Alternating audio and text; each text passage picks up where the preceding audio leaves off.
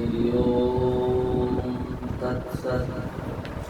श्रीमते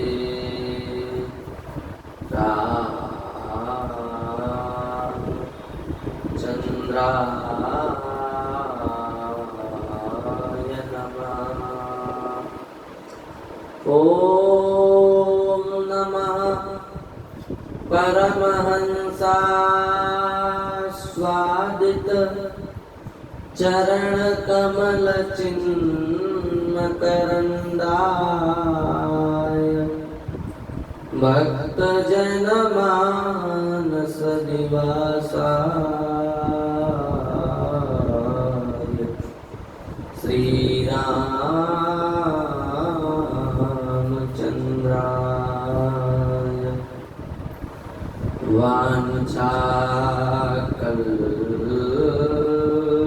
वाञ्छाकल्पतरुभ्यश्च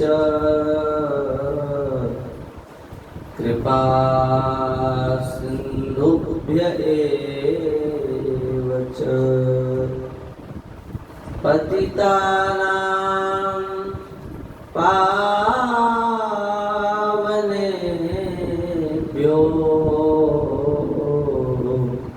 श्री वैष्णवेभ्यो नमो नमः। हरिशरणम। हम सभी जीव अत्यंत भाग्यशाली हैं जो इस पवित्र श्रीधाम वृंदावन में बैठ करके नित्य प्रति भगवत भागवत चर्चा का श्रवण करते हैं। भगवान की कथा अत्यंत दिव्य है, उसका हम सभी लोग श्रवण करते हैं। यह श्री ठाकुर जी की हम सबके ऊपर विशेष कृपा है।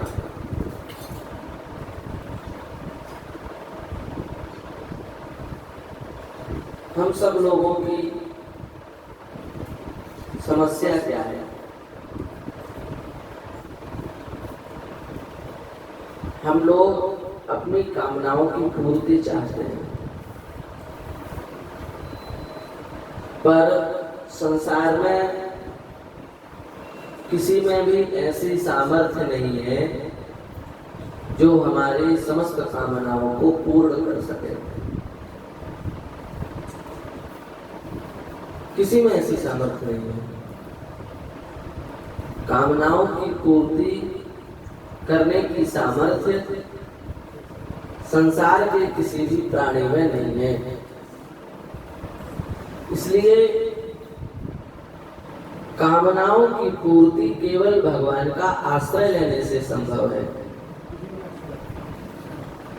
श्रीमद् भागवत में श्री सुखदेव जी महाराज ने कामनाओं के अनुसार उपासनाओं का निरूपण किया। पृथक पृथक कामनाओं के अनुसार पृथक पृथक उपासनाओं का निरूपण श्री सुखदेव जी महाराज ने किया। और अंतिम में जब समस्त उपासनाओं का सम्यक निरूपण कर दिया तो श्री सुखदेव जी महाराज सबसे अंतिम में क्या कह रहे हैं? अकामः सर्वकामो वा मोक्षकाम उदारदे तीव्रेण भक्ति योगेन यजेत पुरुषं परम। बड़ी प्यारी बात श्री सुखदेव जी महाराज कह रहे हैं। वे कह रहे हैं कि मान लो अकाम, कोई व्यक्ति अकाम है, भगवान की कृपा से उसे संतोष का अनुभव हो गया और उसने यह सिद्धांत अपने हृदय में स्थापित कर लिया कि अब हमें कुछ नहीं चाहिए, हम परम निष्काम हो गए।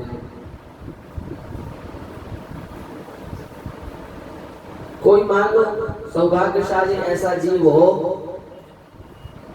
उसकी समस्त कामनाएं समाप्त हो गई, उसके चित्त में कामनाओं का लेश मात्र विशेष नहीं है। गोस्वामी जी ने कहा है ना, अब कछुनाथ न चाहिए मोरे, दीन दयाल अनुग्रह तोरे। हे नाथ, अब हमें कुछ नहीं चाहिए, आपकी कृपा से हमें सब कुछ प्राप्त हो गया। अब हमको संसार की तो क्या चले, अलौकिक वस्तुओं की भी क्या चले, पारलौकिक सुख की भी इच्छा नहीं रह गई है। अब यदि आपकी देने की विशेष इच्छा है तो अब प्रभु कृपा करूं ई भांति, सब तजी भजन करो दिन राति। देने की ज्यादा इच्छा है तो यही दो, सब कुछ छोड़ करके आपके भजन में लग जाए।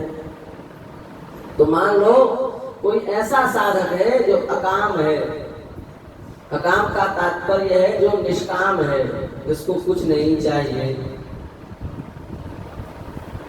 पर सुखदेव जी कह रहे हैं, मान लो कोई ऐसा साधक हो, सर्व कामोवा,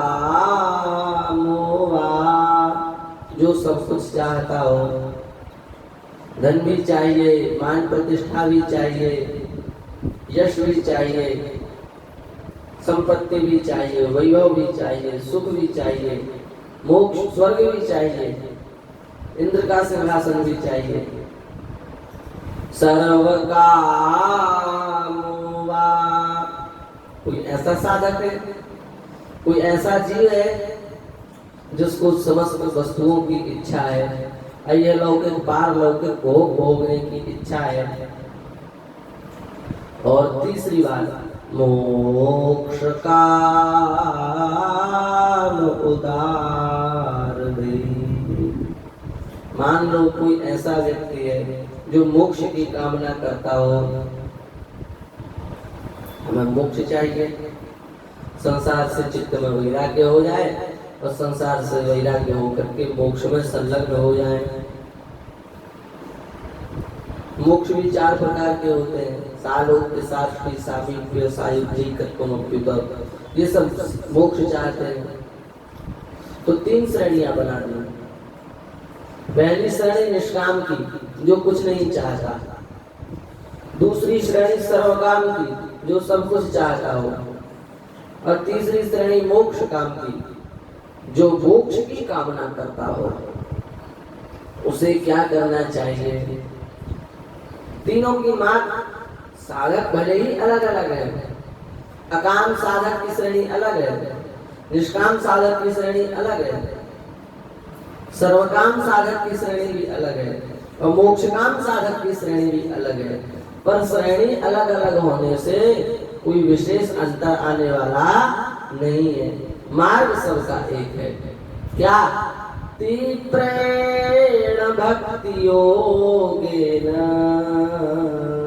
यजेत पुरुषं परम। चाहे अकाम हो, चाहे सर्वकाम हो, अथवा मोक्ष काम ही क्यों न हो, तीनों प्रकार के साधकों की इच्छा भगवान की भक्ति करने से संपन्न हो जाती है।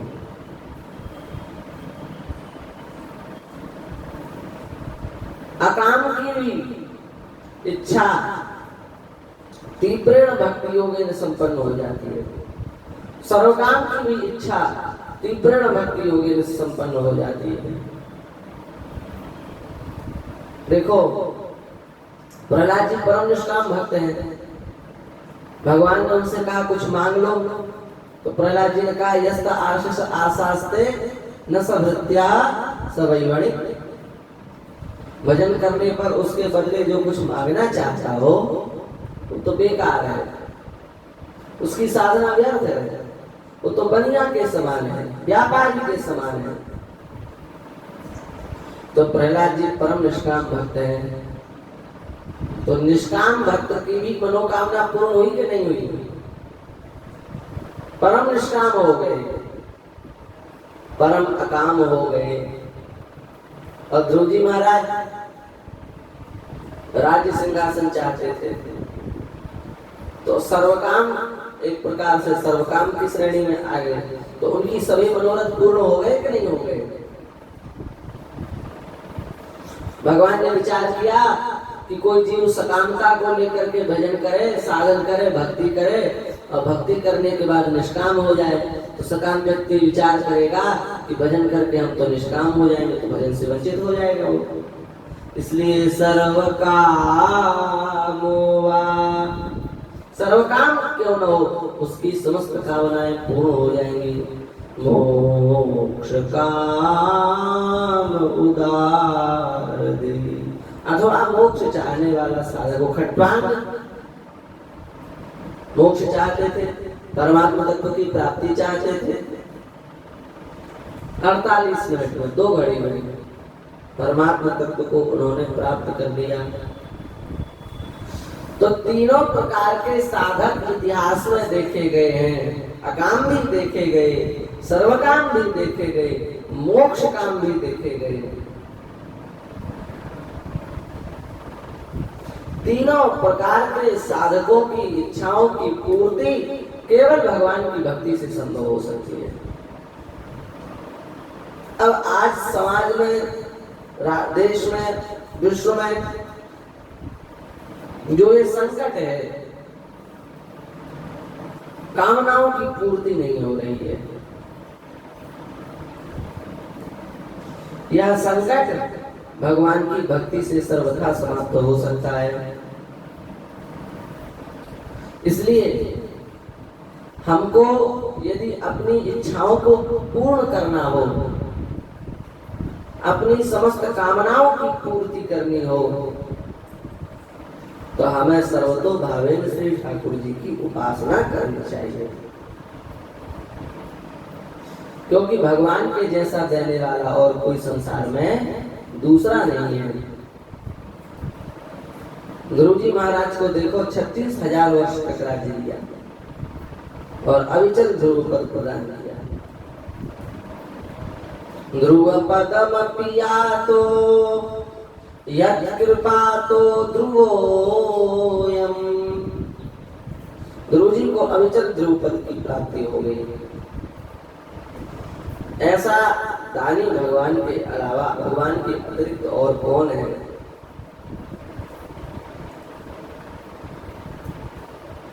श्री गोस्वामी जी ने कह दिया, तुम दयाल दीन बंधु दानी हो भिखारी। आप दयालु हैं, आप दीन बंधु हैं, आप दानी हैं। आपके जैसे देने वाला संसार में और दूसरा कोई नहीं है। हो भिखारी, हम तो भिखारी हैं। भगवान के नाम में, भगवान की भक्ति में वह सामर्थ्य है, जीव की प्रत्येक इच्छा को पूर्ण कर देती है। भगवान के नाम में ऐसी सामर्थ्य है, जीव की प्रत्येक कामना को पूर्ण कर सकता है। इसलिए गोस्वामी ने कह दिया बिना पत्रिका में, मोको तो राम को नाम करू कली कल्याण करो, भरोसो जाए दूसरों सो करो। जिसको किसी अन्य साधन पर अथवा अन्य किसी देवी देवता पर अथवा अन्य किसी यंत्र मंत्र पर विश्वास हो, तो वो वहां से अपना काम बना लेवे, वह वहां से अपनी कामनाओं की पूर्ति कर लेवे, कोई बात नहीं।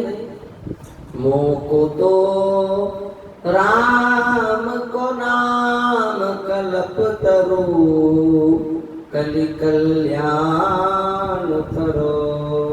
मुझे तो इस घोर कलिकाल में भगवान का नाम ही कल्प वृक्ष के समान है। जो चाहूं जब चाहूं तब प्राप्त हो जाता है। कल्पतरु कल्पितम संकल्पितम राति ददाति कल्पतरु। संकल्पित वस्तु को जो प्रदान करे वह कल्पतरु है। स्वर्ग के कल्पतरु में स्वर्ग के वस्तुओं को देने की सामर्थ्य है। भगवान को देने की सामर्थ्य स्वर्ग के वस्तुओं, स्वर्ग के कल्प वृक्ष में नहीं है। पर यह जो कल्प वृक्ष है, राम नाम रूपी जो कल्प वृक्ष है, यह श्री ठाकुर जी की प्राप्ति करा देने वाला है, श्री सीताराम की प्राप्ति करा देने वाला है। इसलिए यह कल्पतरु स्वर्ग के कल्पतरु के अपेक्षा अत्यधिक गरियान श्रेष्ठ प्रशस्त है। क्योंकि स्वर्ग का कल्पतरु तो केवल स्वर्ग के पदार्थों को ही दे सकता है ना। कल्पितम संकल्पितम राति राति कल्पतरु। पर जो राम नाम रूपी कल्पतरु है, यह तो स्वर्ग की क्या चले। नेति नेति जी वेद निरूपा, निजानंद निरूपादि अनुपा, शंभु विरंच विष्णु भगवाना उपजय जा सुवंश नाना। ऐसे भगवान भी जिस कल्पतरु से प्राप्त हो जाए, वह कल्पतरु श्री राम नाम रूपी कल्पतरु है। वह कल्पतरु भगवान की भक्ति है। इसलिए हमारी प्रार्थना है, अकामा सर्व काम होगा मोक्ष काम उदारती। अकाम अथवा सर्वकाम अथवा मोक्ष काम किसी भी स्तर का साधक हो, उसे केवल भगवान का आश्रय ग्रहण करना चाहिए।